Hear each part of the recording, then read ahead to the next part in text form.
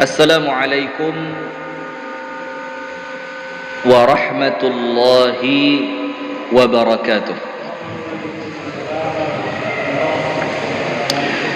Ini kita perlu waspada betul-betul.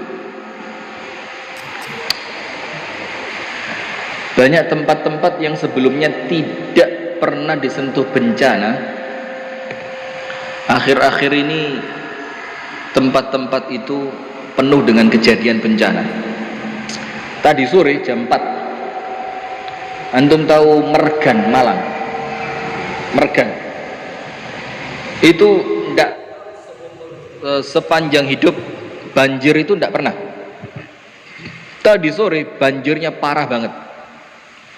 Itu daerah yang sebelumnya enggak pernah banjir. Kemudian kalau daerah-daerah yang sering banjir, biasalah, seperti Kediri, Kaliombo, dari arah Masjid Imam Muslim ke arah Masjid Al-Irsyad. Jadi dari selatan menuju utara, itu mobil saya kelelep. Jadi salah satu yang bisa mencegah kita dari musibah itu istighfar. Allah Azza wa Jalla berfirman, wa ma kana Allahu yu'adzibahum wa anta fihim. Tidak mungkin Allah menurunkan azab di suatu tempat yang Nabi Muhammad ada di tengah-tengah tempat itu. Ini ayat menurut Al-Imam Al-Hafidh Ibnu Katsir, Allah tidak akan mendatangkan bencana di suatu tempat yang tempat itu Nabi Muhammad hidup di sana. Artinya terikat dengan apa? Dengan kehidupan Nabi besar Muhammad sallallahu alaihi wasallam. Sekarang tidak ada, sudah meninggal beliau sallallahu alaihi wasallam. Yang kedua, wa ma kana Allahu mu'adzibahum. Ini beda. Kalau yang pertama pakai fi'il yu'adzib, fi'il kan, fi'il mudhari. Sementara ketika yang kedua itu tidak pakai fi'il, tapi pakai ismu fa'il, isim yang menunjukkan apa? Ngerti orang? Susah. Isim fa'il itu kata kerja yang menunjukkan pelaku. Kata benda yang menunjukkan pelaku. Mu'adzib. Terus bedanya apa? Kalau fi'il mudhari ada waktunya. Kalau isim fa'il tidak ada waktunya. Artinya sampai selama-lamanya. Berarti ayat ini mengatakan wa ma kana Allahu yu'adzibahum wa anta fihim. Dalam waktu yang sementara Nabi Muhammad hidup, Allah tidak akan mengirim azab di tempat yang Nabi Muhammad hidup di sana. Jazakallah khair Pak Huda. Mudah-mudahan sehat walafiat, panjang umur, istiqomah, berani senantiasa berjuang. Amin ya rabbal alamin. Dan yang paling penting, mudah-mudahan Allah berikan kemudahan untuk meninggalkan rokok. Amin ya rabbal alamin. Amin. Sementara potongan ayat kedua, wa ma kana Allahu mu'adzib. Mu'adzib itu apa? Selamanya. Allah tidak akan menjadi zat yang memberi azab kapanpun itu. Wa hum yastaghfirun, dalam keadaan mereka itu gemar beristighfar. Sekarang pertanyaan, kenapa orang yang gemar beristighfar itu dijauhkan dari azab? Karena musibah yang datang karena apa? Dosa. Kalau dosanya cepat-cepat diistighfari, belum sempat azabnya turun, keduluan ampunan dari Allah. Dan orang istighfar itu terbagi 3. Ini penting, ya anyar gres sih, kata tak sampaikan sebelumnya. Ini baru nih. Iya, kalau tidak di sini tidak saya sampaikan ini. Orang istighfar itu terbagi 3. Dan semuanya baik. Cuma level 1, level 2, level 3. Level 1 baik, level 2 lebih baik, level 3 istighfar yang terbaik.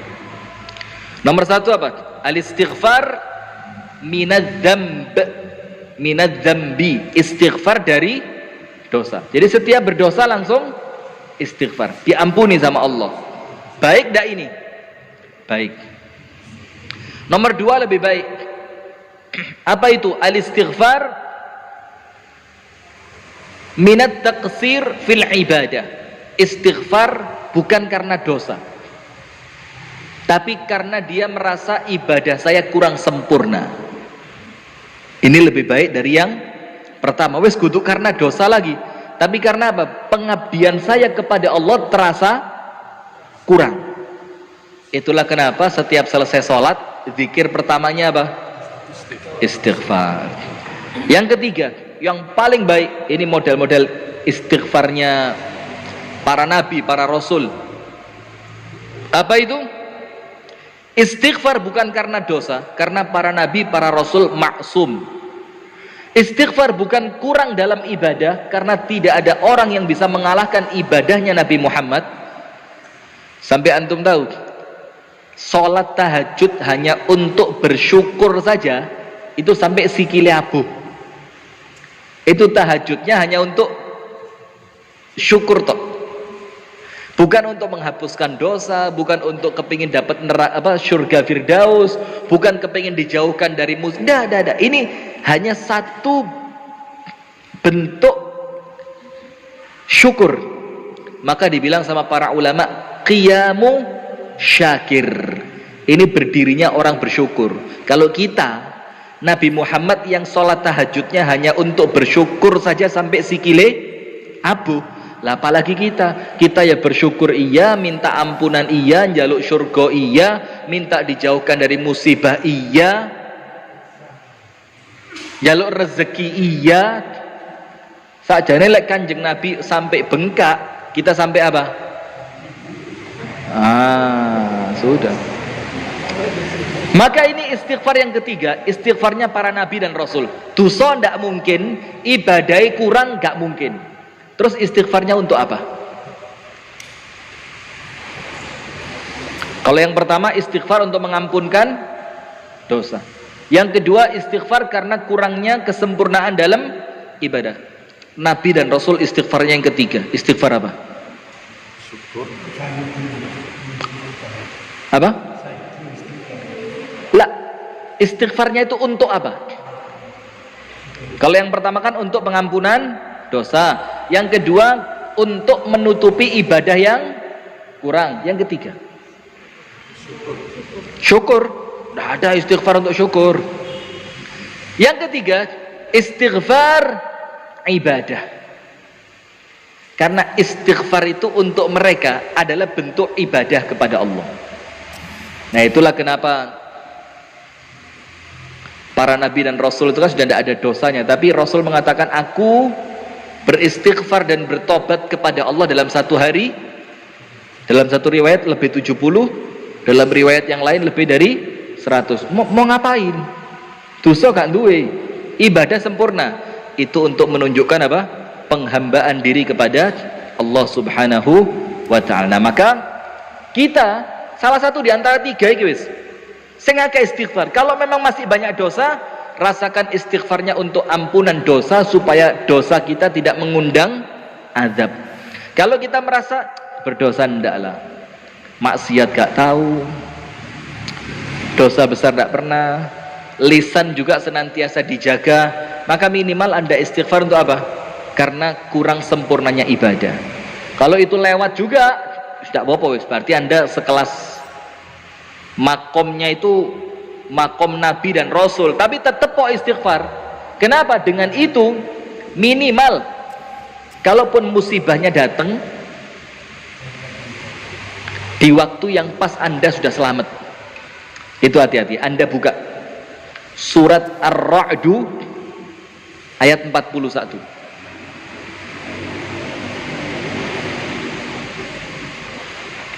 Ar-Ra'd berapa? 41.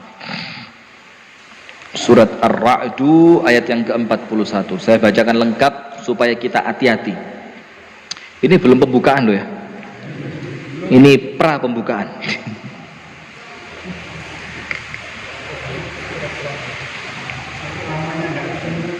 Saking lamanya tidak ketemu, panjenengan kemana aja?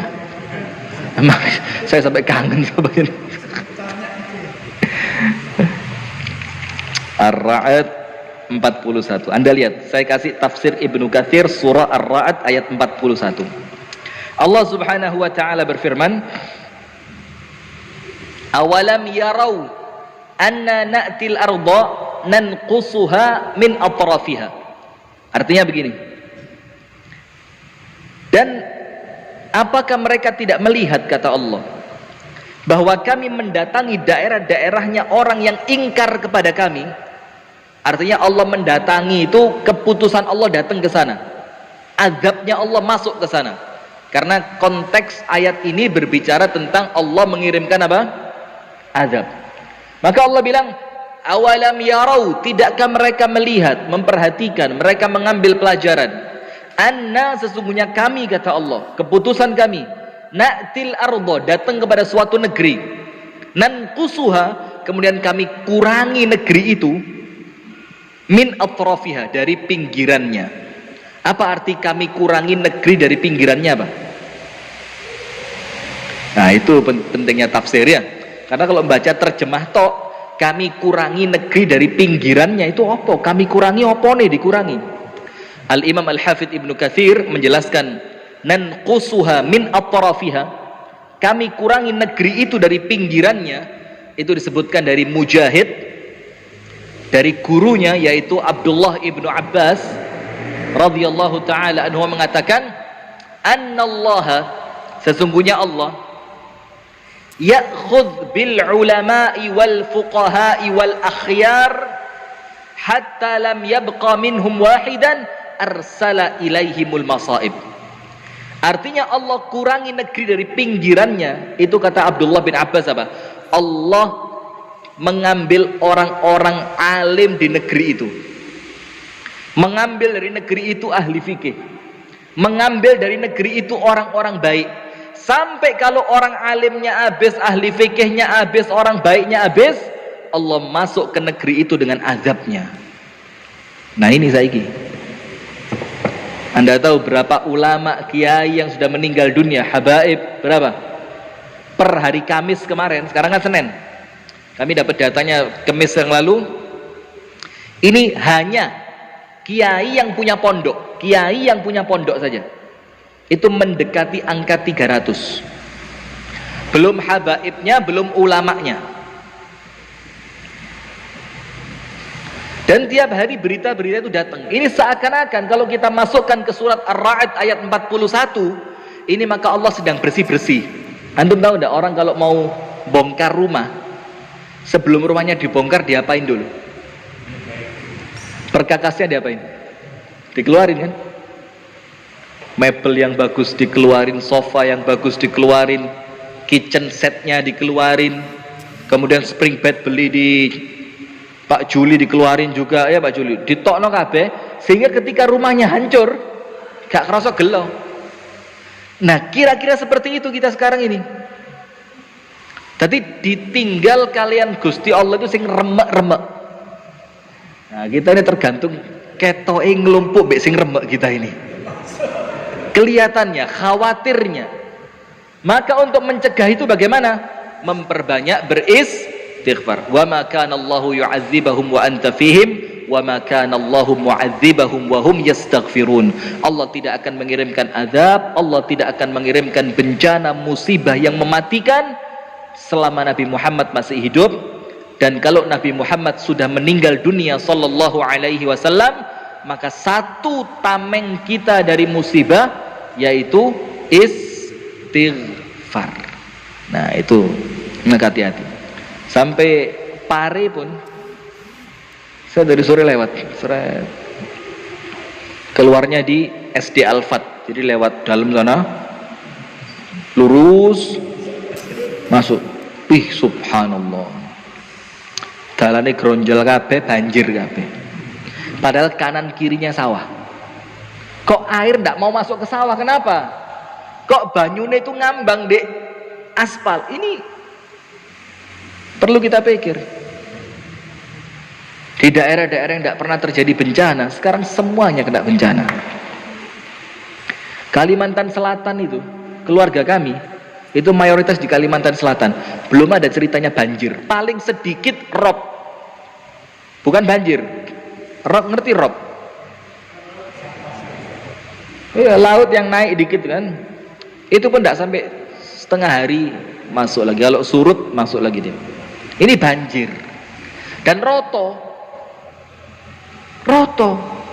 Ini apa ini?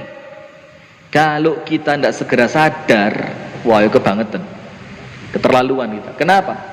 Karena yang jadi masalah di negara kita ini, masalah-masalah yang seharusnya tidak perlu dipermasalahkan. Antum tahu yang lagi rame sekarang apa? Mbak Yu. Tahu Mbak Yu? Siapa itu? Peramal yang mengatakan nanti tahun 2021 ada pergantian presiden. Itu yang jadi trending topik sekarang. Bayang no, tukang ramal jadi bahan omongan. Kalau orang yang ngerti Islam, orang yang ngerti akidah, itu sekat bian gak direken. Jangankan Mbak Yu, Mama Loreng itu loh diguyu bagi kita orang. Itu Mama Loreng zaman dulu kita ketawain. Tapi saking rusaknya akidah, sampai omongannya tukang ramal itu menjadi berita di tempat kita. Jangankan itu, Lesti memutuskan memasang kawat gigi. Lesti dangdut itu apa?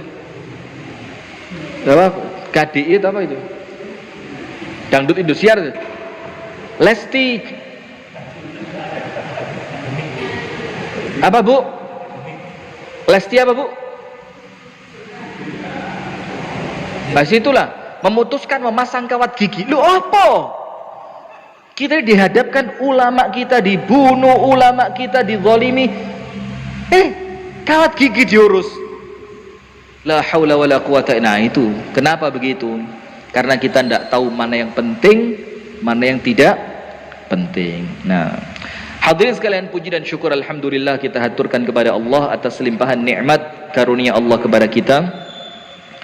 Kemudian salawat beriring salam semoga tercurahkan dan terlimpahkan kepada uswah kita, suri tauladan kita, kekasih kita bersama, Nabi besar, Nabi agung, An-Nabi Muhammad sallallahu alaihi wasallam. Alhamdulillah, berita gembira.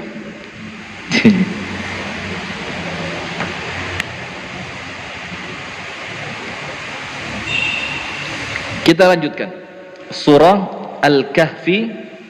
Kita sampai pada ayat yang ke-38. Surat Al-Kahfi kita sampai pada ayat yang keberapa? 38. Ini balas-balasan dua orang.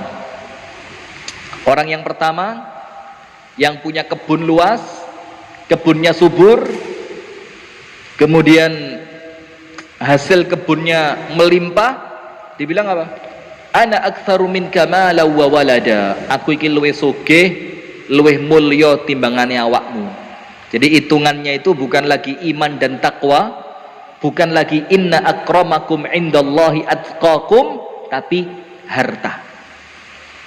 Fa ammal insanu idza mabtalahu rabbuhu fa akramahu wa na'amahu fa yaqulu rabbi akraman. Sama dengan mereka. Wa amma idza mabtalahu faqadara alaihi rizqa fa yaqulu rabbi ahana. Kalau pas dimuliakan dengan harta, senang, ya Allah, Allah sedang memuliakan aku. Tapi kalau pas hartanya sedikit, bilang Allah marah sama aku. Jadi hitungannya mereka itu sayang dan murkanya Allah itu dari apa? Dari harta. Padahal disebutkan dalam hadis, innallaha yu'tid dunya liman yuhib wa liman la yuhib wa la yu'tid din illa liman ahab. Allah itu memberikan dunia kepada orang yang Allah cinta dan kepada orang yang tidak dicintai sama Allah. Semuanya dikasih dunia. Fir'aun kaya miskin? Kaya.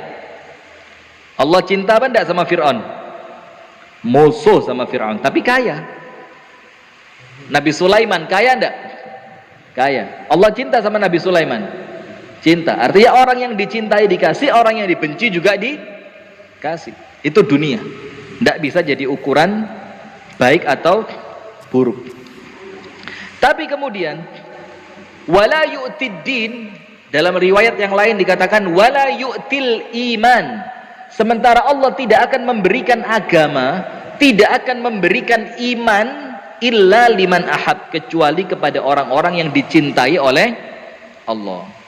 Nah, maka kalau orang kafir mikire cinta dan bencinya Allah itu dengan apa? Harta.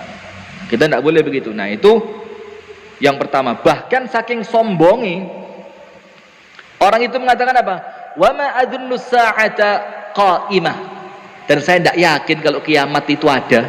Anda lucu tidak? Kemarin ada orang yang ngaku aku bangga jadi anaknya PKI. Ingat. Itu ternyata takut mati. Loh, sampai komunis kok wedi mati. Orang komunis itu tidak yakin adanya hari akhir, tidak yakin ada azab kubur, tidak yakin ada kebangkitan setelah kematian. Loh, kok wedi mati?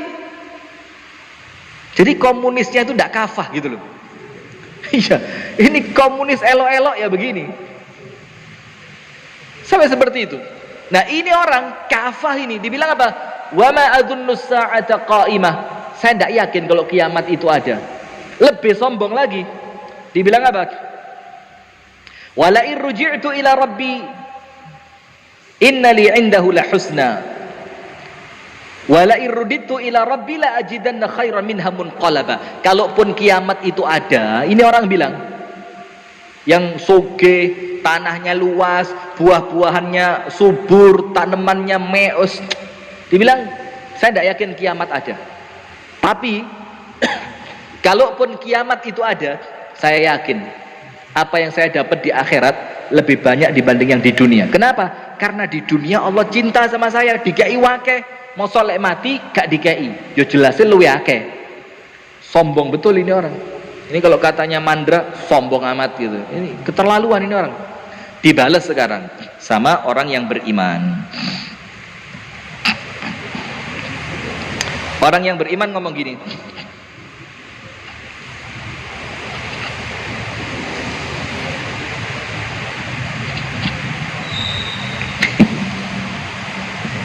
Ayat 38, 39, 40, 41. A'udzu billahi minasyaitonir rajim. Qala lahu sahibuhu wa huwa yuhawiruhu akafarta billadzi khalaqaka min turabin thumma min nutfah thumma sawwaka rajula. Temennya ngomong sama yang sombong tadi. Karena salah satu hak pertemanan itu apa? Wa tawassaw bil haqq wa tawassaw bis sabr. Ngiling no.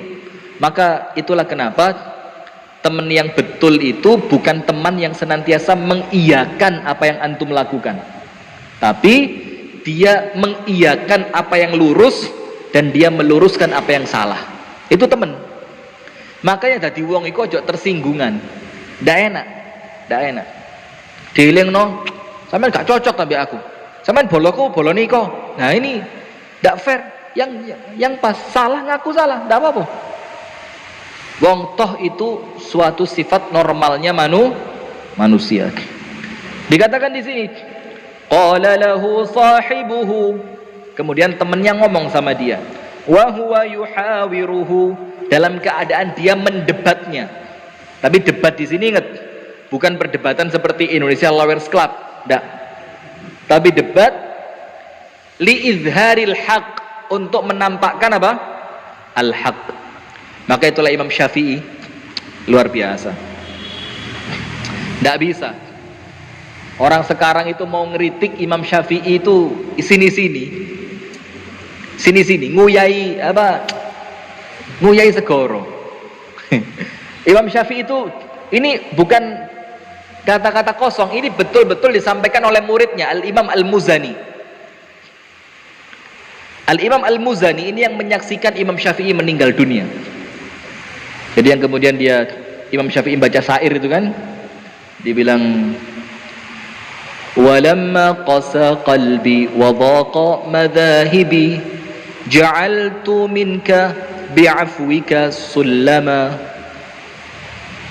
ta'azzamani dhanbi walamma tadhakkartu anna afwaka biya a'zama. Imam Syafi'i ketika mau meninggal dunia ngomong gini, ketika hatiku keras, qasa qalbi wa dhaqat madhahibi, dan jalanku wis sempit. Artinya Imam Syafi'i ngerti sebentar lagi masuk ke mana?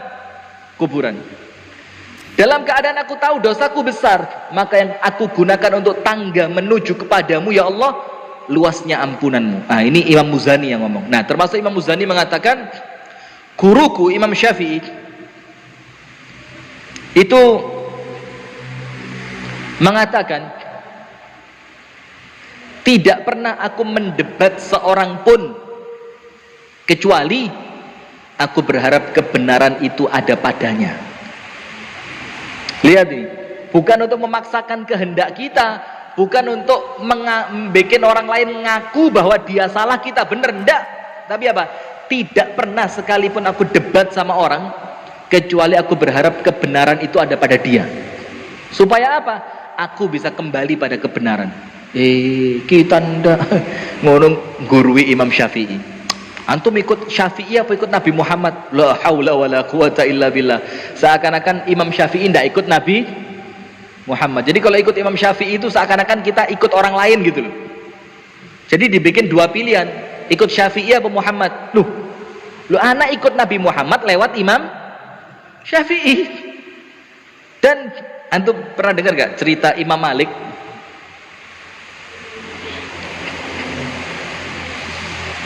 Di zaman Imam Malik, bukan Imam Malik, di zaman Imam Malik ada seorang perempuan yang bermadhab Maliki, punya masalah di rumahnya, cerai sama suami. Cuma dia masih ragu, ini jatuh cerai atau belum. Datang ke hakim, qadhi. Kemudian diceritakan masalahnya, gini. Oh ya.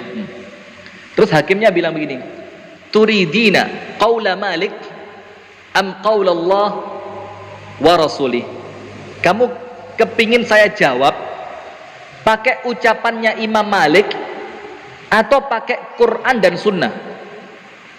Nah, kalau panjenengan yang ditanya begitu ya apa?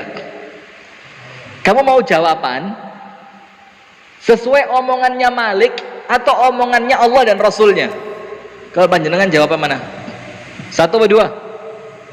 Satu atau dua? Perempuannya cerdas. Perempuannya bilang apa? Uridu qaula Malik. Aku mau ucapannya Imam Malik karena aku yakin Imam Malik lebih ngerti dari kamu tentang Al-Quran dan As-Sunnah.